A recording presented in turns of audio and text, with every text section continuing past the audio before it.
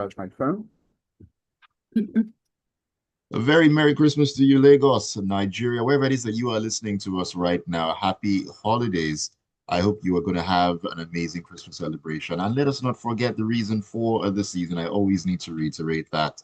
It's a beautiful, beautiful Thursday morning, looking like great weather. I know December has been kind of funny with rain at different points, but today is not going to be that day. It's going to be a day where you can go out and about, have a good time, reflect, be with family, and just enjoy the holidays. Thank you so much for being a part of the Smooth family. This is Smooth 98.1. Love music, love life on a Thursday, 33 minutes past 7 a.m.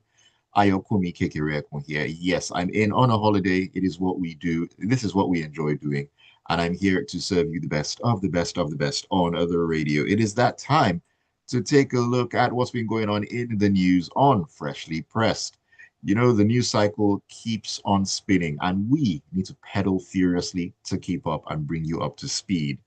Join us on WhatsApp, join us on YouTube as well. Let us know your thoughts on the stories we're talking about. There's always something to bring to your attention. The WhatsApp number is 0911 999 0981. 0911 999 That is the WhatsApp number to leave your messages. Make them as concise as possible. Please, please, please, so that I can run through them very, very easily. Join us on YouTube as well. Smooth 981 FM Lagos. Smooth 981 FM Lagos for the live stream. Already joining me on a holiday Thursday morning. I'm so thankful that he decided to do so because he could be sleeping or preparing to enjoy Christmas lunch and all that. Gbubemi is with me, even though he's on Zoom. Very good morning to you, Gbubemi. Happy to see you on the show, and Merry Christmas to you. Merry Christmas, Ayo. Glad to be here. Merry Christmas, Lagos. I almost overslept, but thankfully I didn't. Mercy said no, eventually. Great that you can be part of the show today. Mr. C is unavoidably absent. I had to get a couple of things sorted out, so he'll be back soon enough. No worries about that. But we shall forge ahead and get through the news story.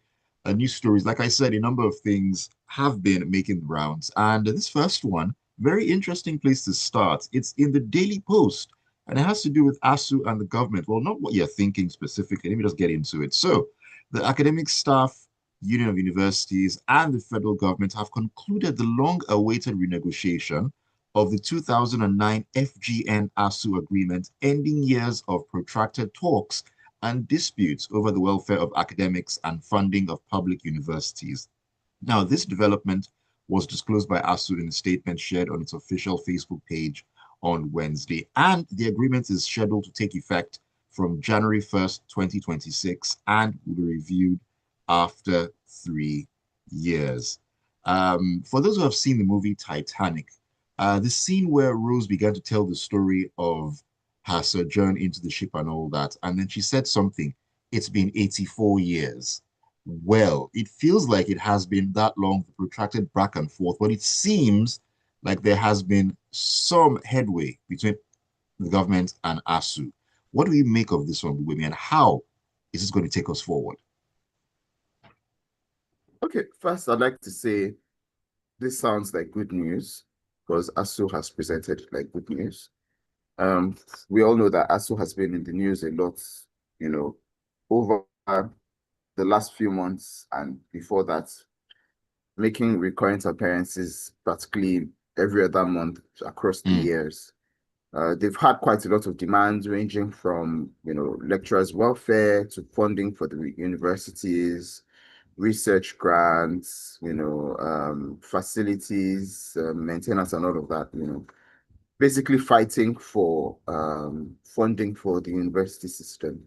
Now right. they said that they've reached a new agreement based on the renegotiation of the agreement that was reached in 2009. Quite a lot of the um, things that they had been fighting for based on that were lecturer salaries, pensions, post retirement, research grants as well, and now they said that they've achieved a renegotiation of that. So kudos to them. I hope that they finally really gotten what they've been fighting for.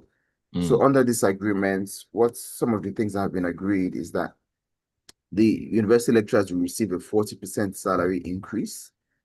A lot of people argue that 40% isn't quite a lot, when you place their salary side by side with what obtains abroad, but it's a starting point. They've also achieved the renegotiation of the pension benefits, especially for those who, will retire, benefits that were accrued to those who retire. Okay. Uh, um, when they get to that point, they've also agreed on a new funding model for the university system with dedicated allocations for research, libraries, laboratories, equipment, and staff development. So there's not quite enough detail as to what exactly it is that they've agreed on. We hope to see, further details of this. But one thing for me is the key thing behind all of this, and which quite a number of people have noted across the years, is that ASUU cannot remain dependent on government. That model is flawed as it is now, especially when it comes to like the federal government and even state governments actually, because the resources, that both tiers of government and have been declared to be quite thinly spread across a number of various areas. Others will argue that there's enough money for these things to happen, but some would say that the way things are currently, there isn't quite enough money to be able to fund the university system and all of that, which is why, the calls have been made for a lot of people have said, oh, the universities should charge fees. So currently federal universities don't charge fees. There are a number of other allowances that they charge for, but they don't charge tuition fees. State universities do charge tuition fees. Over and above all of this, what I would love to see with the university system is a situation whereby, for example, if we look at what obtains in Western universities in the UK, in Europe, Yeah. in the US, they get a lot of, they charge fees, but they also get a lot of funding from alumni. They get a lot of funding from partnerships with corporate society where, for example, a company can endow a research grant, so let's say Right. we have Right. a plane manufacturing company or something. They endow a research grant in Department of Aeronautical Engineering, and what that is supposed to do is to help that company also further their research, because they gain access to a wider pool of information, a wider pool of researchers at a discounted cost than if they had built that research capacity solely within their facilities. So things like this are what I expect the university should also be looking at. Also support from alumni. Abroad, alumni are very, very heavily involved in the university funding, by Okay. donating grants.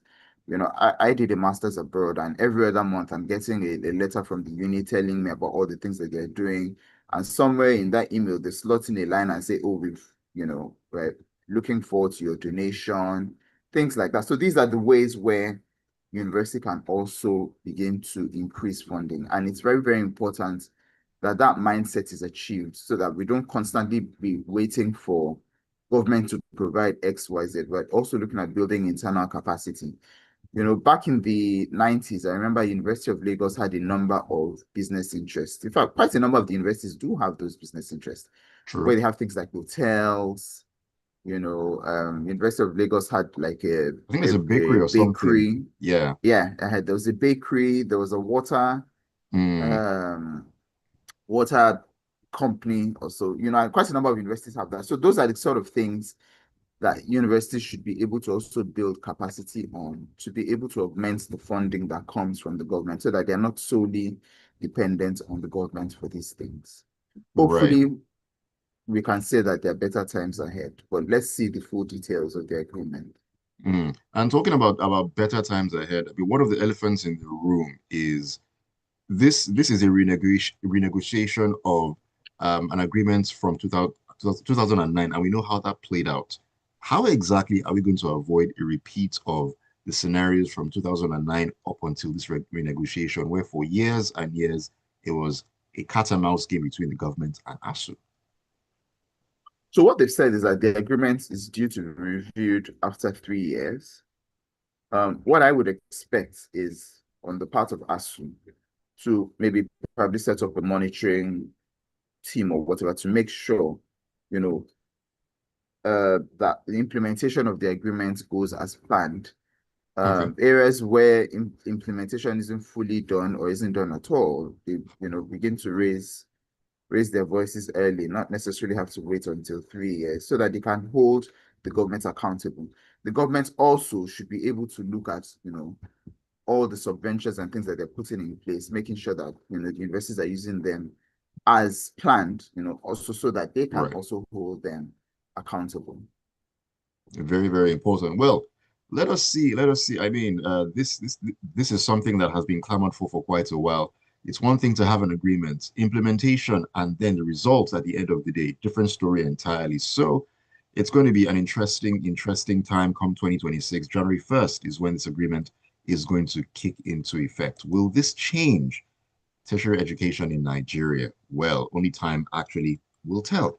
All right, let's move on to another story here. This one is not so cheery at all, not the kind of thing we love to be talking about on a day like this. The Guardian is where the story is in, and it reads that an explosion ripped through a mosque in the northeastern Nigerian city of Maiduguri and killed at least 7 worshippers on Wednesday. Witnesses and security agencies told the AFP. Now, no armed groups immediately claimed responsibility for what anti-jihadist militia leader Babakura Kolo said was a suspected bombing. This is a rather unfortunate incident to be happening. We thought that these bombings and these sort of incidents we had kind of contained, but this has happened again, and it's such a sad state of affairs. Yes, so very sad. It's been reported that about 7 people, 7 lives were lost. Our thoughts, prayers, go out to the families of the deceased. So the bomb went off inside a mosque within one of the markets in the city while the people were gathered for evening prayers. And it's not quite clear whether the bomb was, placed there or whether, it was maybe like a suicide bomber or whatever, and it's been a while that we've had, reports of things like this. Hmm. Maiduguri, sorry, Borno State, I dare say has probably been most ravaged by insurgency because that's sort of like where we had started hearing reports of Boko Haram Yeah. back in the day. Yeah. So whilst Maiduguri itself, hasn't seen any attacks in a while, this is a bit worrying because Maiduguri is sort of like the state capital. So, and I know that there's still a heavy security presence there, based on previous attacks within the state. It's very, very important that, the security officials step up their security architecture. Intelligence, local intelligence is very, very key to be able to uncover if there are attempts to restart, acts of insurgency or terrorism within those areas to be able to nip them in the bud very, very quickly.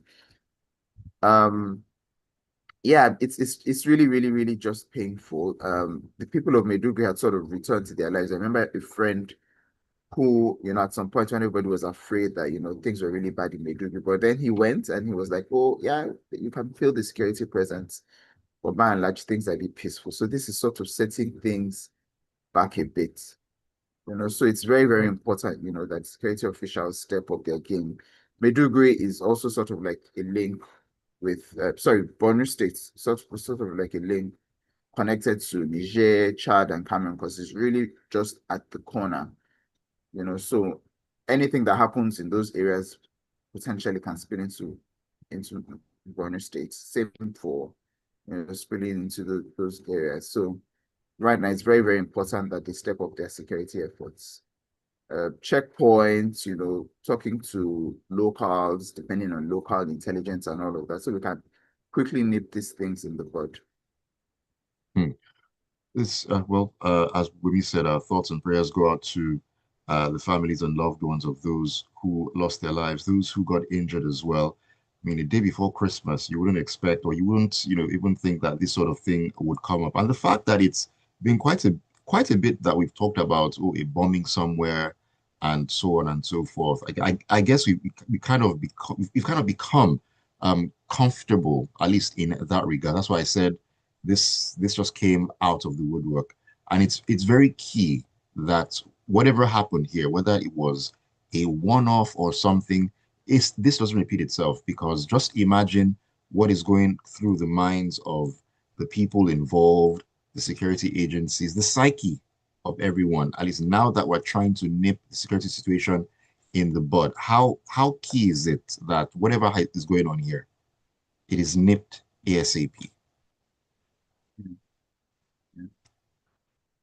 Alrighty, let me see here. We need to move into another story here because, hey, like I said, the news cycle, it keeps on cycling. And we are going to be talking about this issue concerning the tax reforms. Yes, there has been a lot of back and forth over some revelations that came up recently. And we'll take this one in the Daily Post, where the chairman of the Presidential Fiscal Policy and Tax Reforms Committee, Taiwo Oyedele, has called for restraint over claims of alterations to Nigeria's tax laws, urging Nigerians to allow lawmakers to complete their investigation before drawing conclusions. Now, Oyedele made the call on Wednesday while speaking on Arise Television's morning show, and amid growing controversy over alleged changes to sections of the tax legislation. He's doing a lot of damage control at this point in time, and I mean, I did not expect any less from him, because a lot had been said. So he's been going around trying to, you know, make some sense of what's been going on, give a better understanding of the situation is. But at the end of the day, we will wait for these investigations to actually conclude. But from a logical point of view, should the implementation of these laws go forward when an investigation into the veracity of said laws is still underway? Because we don't know when the investigation will be complete by the lawmakers. They said they will finish with the investigation as soon as possible. We don't know how soon that is, no timeline, nothing. What do you think? So first and foremost, whilst I agree with him that we need to wait for the lawmakers to complete the investigation, I also think it behoves on him as well to also do his own investigation, considering the fact that his committee is the one that put this bill turned to an act together. It's an indictment, quote unquote, on his committee. So I would have expected that he should get over and above this. So we've had quite a number of, material flying, across social media, the internet, talking about, what was passed by the lawmakers in the law and what was present in the Gazette. So, for example, I've had to call it up. They've said, for example, in what was gazetted, the reporting threshold for individuals is 25 million per annum. For companies, is 100 million per annum. What the lawmakers were said to have passed was 50 million per annum for individuals and 250 million per annum for companies. Another one was that enforcement powers under the gazetted version was for the tax authority to be able to conduct arrests via law enforcement. What the lawmakers were said to have passed was that the tax authority can investigate. Another one, for example, was when it comes to tax appeal of tax disputes. What is in the gazetted version is that 20% of the disputed tax must be deposited before appeal. And what the lawmakers were reported to have passed was that appeal does not require any upfront payment. So those are just some of the things that have been flying around. I haven't seen the actual documents to be able to determine, but Mr. Oyedele is in the best position to have in his possession what the lawmakers passed and what the gazetted version looks like, and to be able to compare. So even as the lawmakers are conducting their own investigations, I would expect that Mr. Oyedele's committee is also comparing both documents, because if at the end of the day, the lawmakers come out and say, yes, it is actually true that the gazetted version is different from what they passed, then that's an indictment on Mr. Oyedele. So at this point, we're literally, a week away from the implementation of the new tax act, and I doubt if any of the lawmakers are doing any checks, any reviews of those laws. Now it's holiday season, and this will probably carry on into next year. So do we come January 1 and are we operating with the gazetted version, which is allegedly not what the lawmakers have passed? or will that be suspended? So the act has been signed by the president already. If the act should be suspended, I'm not quite sure who has the power to do that. Would it be the president? Would it be the lawmakers? There's a bit of, a lack of clarity regarding that situation. And Right. it's very, very important that we have an understanding of what should happen. If there's an indictment on your committee as to the work that you've done, then you should be front and center of all of these things. He should be able to come out and say, this is the act, this is the law that the lawmakers passed, this is the gazetted version, and they're exactly the same document, so that when the lawmakers come up and say, if they say something different, then he can refer to it and say, no, this is what we received from the National Assembly, and this is what we passed, to be gazetted. So whilst we're waiting for the lawmakers, they should also be doing their own checks as well. So that, at the end of the day, we don't find out that there's been some hanky-panky in all of these things. At the end of the day, we want the best for the country. Definitely. Not everybody's quite happy, about taxes, but like, is it that song that says one of the only constant things in life, rain and taxes? Taxes will always come. So we might not be happy, but taxes are here to stay. However, we want to be sure that they are fair to all concerned. We don't want a situation whereby people are unfairly targeted for various reasons, or taxes are unfairly computed, Right. or penalties are raised where penalties should not be raised. We shouldn't go into a situation whereby we're confused as to what exactly the standing of the tax laws are. So Mr. Idele, like I said, should also go back and do his own checks and balances, so that at the end of the day, when the lawmakers come and, if potentially they say that, yes, we've noticed those discrepancies actually do exist, he can have something to counter. Mm. Very, very important. All right, let me take a message or two here before I get back into the stories. Who's talking to us? This is from Gilbert Musa in Festac. He says, "Good morning, all. Good morning to you, Gilbert. On the proposed ASUU settlement, let's not look too far. The model adopted to fund tertiary institutions in Nigeria during the Yakubu Gowon era from 1967 till 75, which produced outstanding results till date, should be adopted and updated. Where regions played major roles in funding tertiary institutions, the federal government should have less interference in tertiary institutions' operations." All right, thank you for that message, Gilbert. All right, Gbubemi, let's jump into this story here. I think we'll have enough time to talk about this one. And hey, our good friends at the NNPC Limited are in this particular story once again. The Punch is where we're taking it from. And it says that the Nigerian National Petroleum Company Limited and 12 other ministries, departments, and agencies of the federal government recorded zero in the Ethics and Integrity Compliance Scorecard of the Independent Corrupt Practices and Other Related Commission, Other Related Offenses Commission, according to a publication by the ICPC on Wednesday. Of the 357 MDAs screened, the NNPC ranks last, scoring zero across all four key pillar indicators. Now, I know that um, when you take a test and you fail, of course, a fail grade could be maybe a 12, a 25. If the pass mark is, let's say, a 40, a 39 is a fail, a 10 is a fail. But to get a zero, a round zero, wow, that says quite a bit. What are your thoughts? Are we surprised? I mean, under the circumstances, are we surprised? So according to the ICPC, the Ethics and Integrity Compliance Scorecard was conceived as a diagnostic and accountability tool to strengthen transparency, ethical conduct, and institutional resilience within Nigeria's public sector.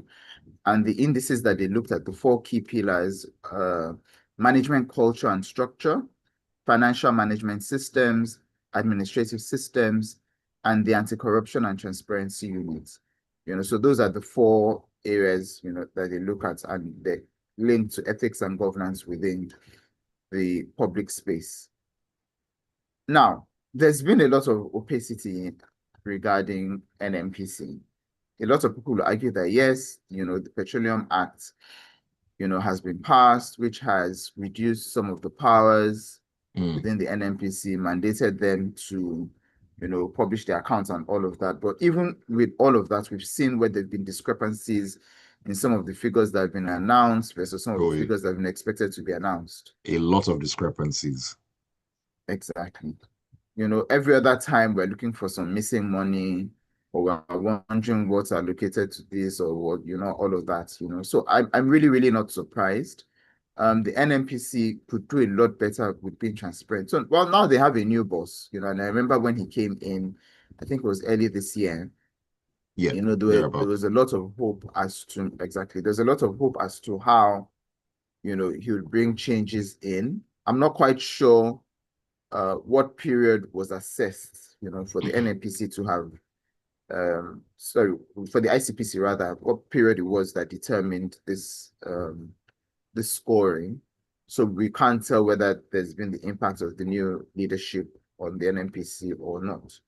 But my hope is that we'll get to a situation whereby the NNPC can be a lot more, what's that word? A lot more transparent in that sense, regarding its affairs. So when we look at all of these agencies that have been assessed, it also said that the upstream Petroleum Regulation Commission was the highest rated agency, scoring 91.83%. Considering that, a lot of its work is done with the IOCs, the international Mm. oil companies, so it's possible that they had to adhere to higher standards, which could possibly be one of the reasons why, the reasons that they scored so high. It would be interesting to find out, what all the other agencies scored, to look at the report. So when it comes to things like the hospital system, for example, the education system, NUC, JAM, UBEC, a lot of all these other agencies, mining agencies and all of that. It'd be interesting to find out, what they scored. Even agencies also like the CBN, because I assume that the CBN should also be covered under this. It'll be interesting to find out, what their scores are. But I'd like to commend the ICPC rather for instituting this integrity test, Mm. because it's very, very important. We talk a lot about holding institutions accountable. Oh, This is one yes. of the key ways that they can hold institutions accountable. And we, the people, also need to be asking a lot more questions when we see things like this and not just take things hook, line, and sinker. We need to be more curious. We need to ask more questions. We need to be more investigative about things like this. Mm. All right. Thank you so much for those thoughts there, Gbubemi. But man, a score of zero. I'm sorry. I just can't get over that. It shouldn't be surprising, but It's like they still, didn't write anything in the ah, tests. man, at least write your name, bare minimum. All right, let me take messages. This is from Leko in Lagos, who says, "Good morning, crew, and Merry Christmas. Merry Christmas to you too. When you build your government on lies, eye service, propaganda, hypocrisy, you can't prosper. It's like putting an Agbero in a vault of a central bank. It's clear the foundation that brought this government in isn't credible. All it does won't work. By January, they will tax the daylight of of you all. Aren't you a part of us, Leko? Aren't you in Nigeria that they will tax you too? What do you mean you all?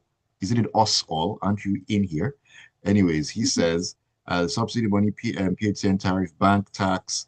What is the use? They are looting and living their luxurious lifestyles and telling you to tighten your belts, turning the country to beggars and almajiris in the midst of plenty. All right. This is Tony Marine Beach, who says, at this point, a sincere government would have looked into the document and the president comes up with a statement on whether or not to suspend the law for a period of time to allow for thorough checks and corrections while we wait for the committee to do their job. Because even if it's a punctuation that is altered, it changes the sense in a statement in the eyes of the law. And we're talking about the nation's legal framework here. Seeing that 1st January is so close, should we be waiting for one committee to do so much investigation, like they're looking for a thief, before the president comes up with a statement?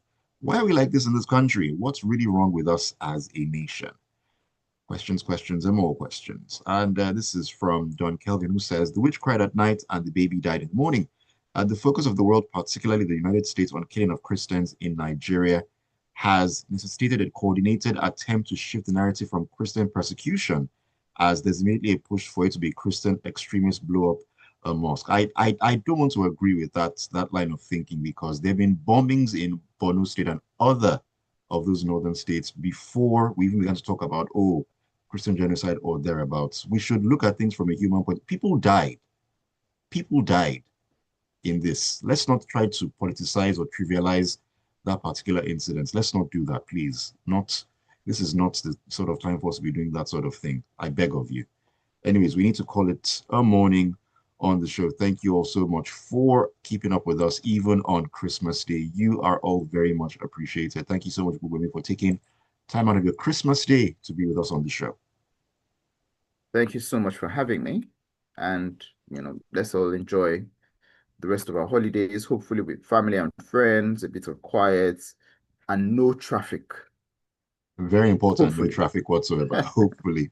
All right, then take care of yourself and have a great holiday celebration. Okay. Alrighty, Lagos, thank you all so much once again. It's a holiday Thursday, a Christmas holiday Thursday. We appreciate you joining us on Freshly Pressed this morning. Keep up with us on the show, Smooth Breakfast. 8:15, it's all about what's going on in the world of entertainment, all the great gist and everything in between. In the grapevine, my name is Ayokunmi. Stay with us.